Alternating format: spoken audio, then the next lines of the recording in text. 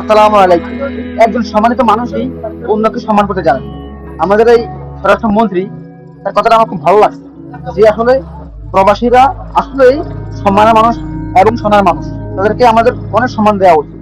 আমাদের প্রবাসীরা বাইরে বিদেশে যে পরিমাণ কষ্ট করে, এই যে আমি এখন বসে রয়েছি, আমার আশেপাশে অনেক প্রবাসীরা আছে, তারা প্রতিদিন যে কষ্ট করে, তাদের সেই কষ্টের এক একটা টাকা আমাদের দেশের অর্থনীতিকে সচল রাখে। আর এই সম্মানিত মানুষদেরকেই এতদিন আমাদের বিভিন্ন গভর্নমেন্ট অসম্মান করে আসছিল, যাদের টাকায় আমাদের মতো দেশের পুরো অর্থনীতি ডিজার্ভ করে, যাদের টাকার উপরে, সেই মানুষদেরকে এয়ারপোর্টে কত হয়রানি করতো, তাদেরকে সম্মান দেওয়া তো দূরের কথা, এয়ারপোর্টে গেলে তাদের মারামারি চুরি করে রেখে দিত।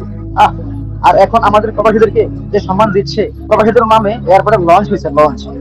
ধন্যবাদ এই গভর্নমেন্ট। আর এই মানুষের কথাবার্তা আমার ভালো লাগে।